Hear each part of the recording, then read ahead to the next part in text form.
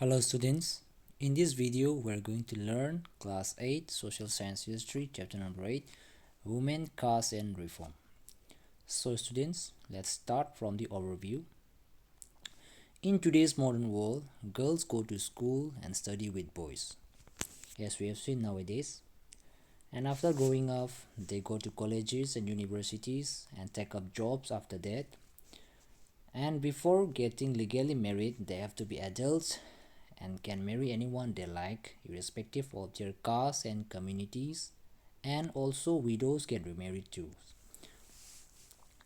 and all women can vote and stand for elections too, but this right will not be enjoyed by poor people as they had little or no access to educations.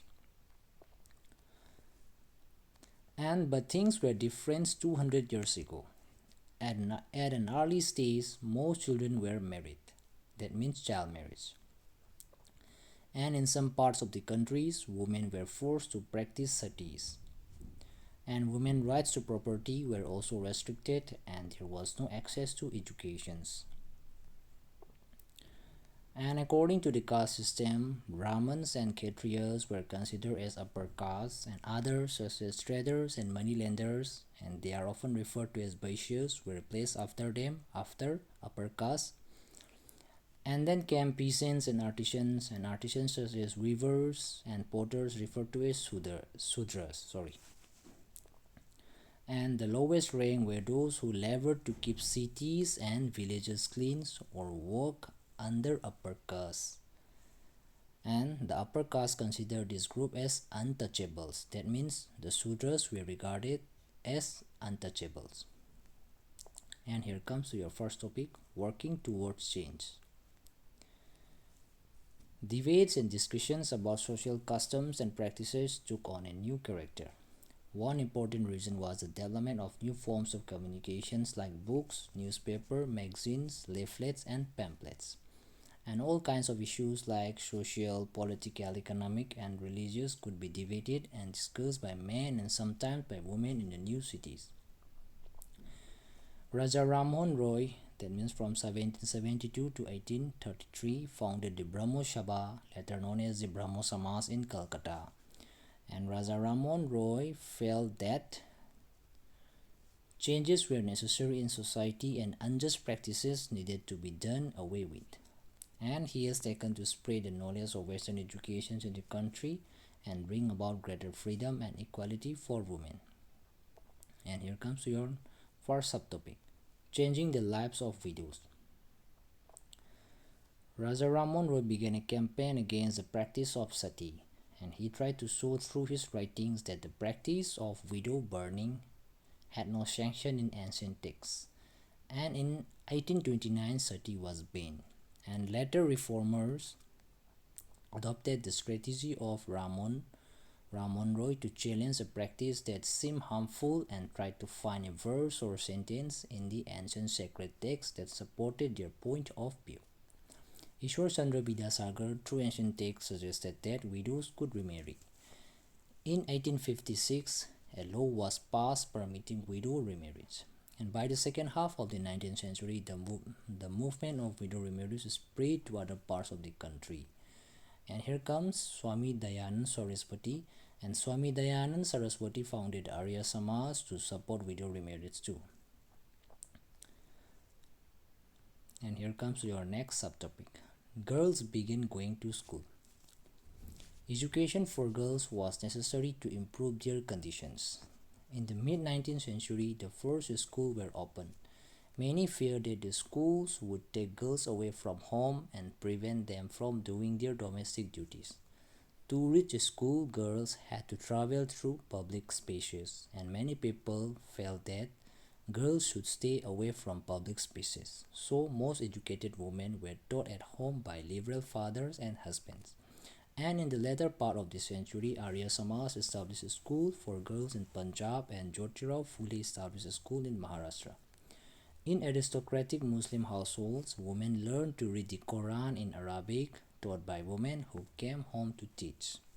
And the first Urdu novels began to be written from the late 19th century. And here comes your next subtopic again, Women write about women.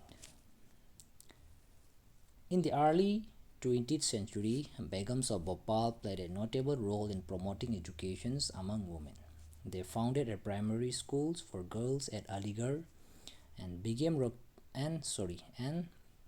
and Begum Rokeya Sakhawat Hossain started school for Muslim girls in Patna and Calcutta. Indian women started going to universities, and by the 1880s where they were trained to be doctors and some became teachers. Pandita Ramabai wrote a book about the miserable lives of upper caste Hindu women. And many Hindu nationalists felt that Hindu women were adopting Western ways and that this would corrupt Hindu culture and erode family values. And by the end of the 19th century, women wrote books, edited magazines, founded schools and training centers, and set up women's associations. And they also formed political groups to push through laws for female suffrage. Suffrage, that means the right to vote, and better health care and education for women. And in the 20th century, Jawaharlal Nehru and Subhash Chandra Bose extended their support to demands for greater equality and freedom for freedom for women. And here comes to your next topic: caste and social reform. The Prarthana Samas adhered to the traditions of Bhakti that believe in spiritual equality of all castes. The Paramhas Mandali, founded in Bombay in 1840, worked for the abolition of caste. And during the course of the 19th century, Christian missionaries began setting up schools for tribal groups and lower caste children.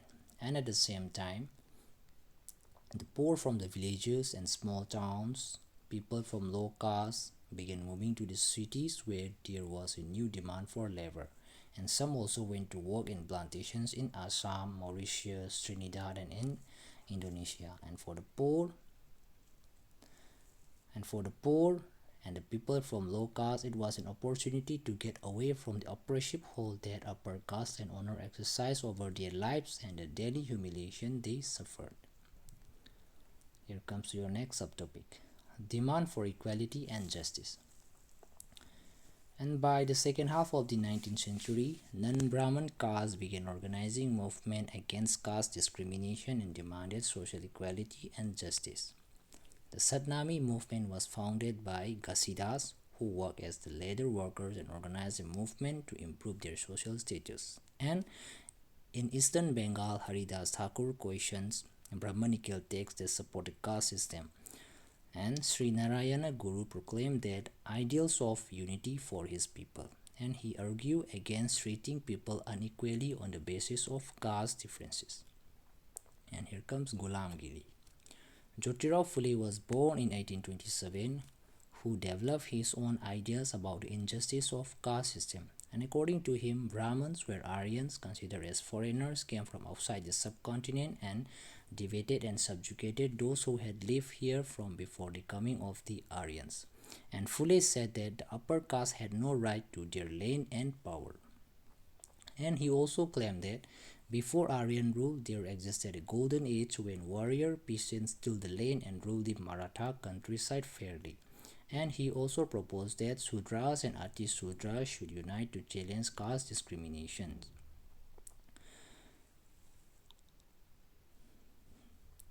And the Satya Shodhak Samas, founded by Phule, propagated caste equality. And in 1873, Phule wrote a book named Ghulamgiri, meaning slavery. 10 years before this, the American Civil War led to the end of slavery in America, and he dedicated this book to all those Americans who had fought to free slaves. And Phule was concerned about the plight of upper caste women, the miseries of the labor, and the humiliations of the low caste. And here comes to your next subtopic: who could enter temples? In 1927, Ambedkar started a temple entry movement supported by Mahar caste. Brahman priests were outraged when the Dalit used water from the temple tank, and Ambedkar led 3 such movements for temple entry between 1927 and 1935. His aim was to make everyone see the power of caste prejudices within society. The non-Brahman movement. The non-Brahman movement started initiated by those non-Brahman castes that had acquired access to education, wealth, and influence. They argued that Brahmins were heirs of Aryan invaders from the north who had conquered southern lands from the original inhabitants of the region, that means the indigenous Dravidian races. E.V. Ramaswamy Naikar or Periyar joined Congress and left it when he found out that the lower castes were made to sit at a distance from the upper caste. Periyar founded the self-respect movement and argued that untouchables were the true upholders of an original Tamil and Dravidian cultures which had been subjugated by Brahmins. Periyar was a critic of Hindu scriptures, especially the codes of Manu, the ancient lawgiver, and the Bhagavad Gita and the Ramayana. According to him, these texts had been used to establish the authority of Brahmins over lower castes and the dominations of men over women.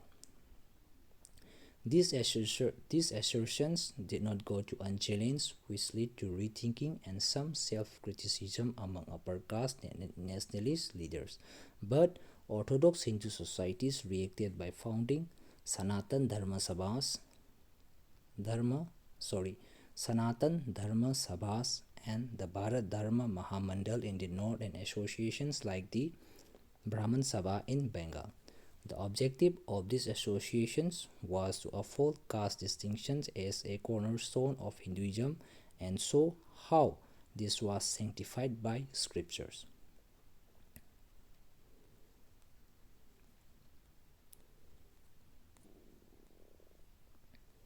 So students, with this we have completed your chapter number 8. I hope you all understood what we have learned or what we have explained so far. Your remaining chapters will explain in upcoming videos.